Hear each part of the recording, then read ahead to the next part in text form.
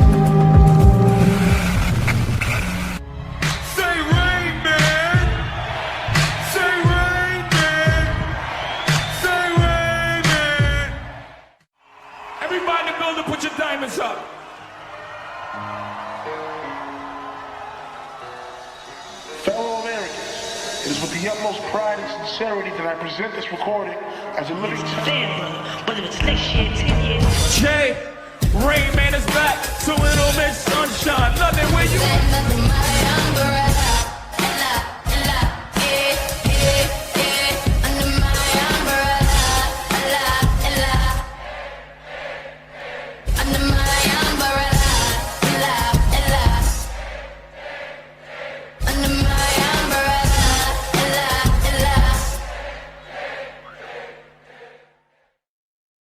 It's like the boy in the bubble who never could adapt. I'm trapped. If I can go back, I never would have rapped. I sold my soul to the devil, I'll never get it back. I just want to leave this game with level head intact. Imagine going from being and knowing.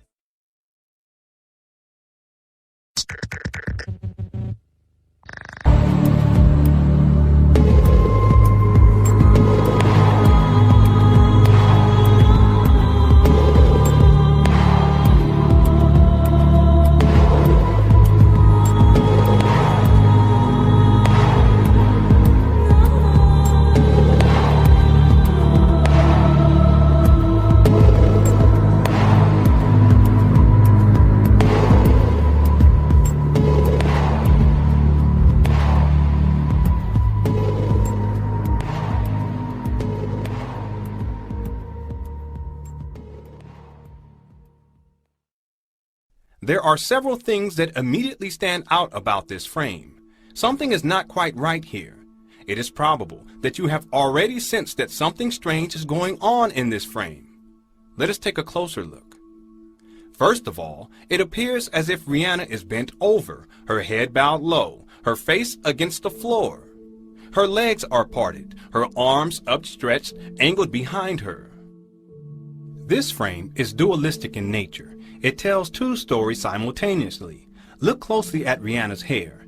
There are only a few strands leaning down towards the ground. How is this possible? If her head is fully bowed, then shouldn't all of her hair be leaning down towards the ground? Shouldn't the hair on the back of her head fold over towards the ground as well? Wouldn't gravity make this so? Secondly, there are anatomical impossibilities present in this frame. The distance between Rihanna's bowed head and shoulders is anatomically disproportionate. Given the relative position of her trapezius muscles and pectoralis major muscles, Rihanna's neck would have to be about 11 inches long in order for her head to reach that low. From this position, her neck would also have to be stretched downward at an anatomically impossible angle. But this is not all.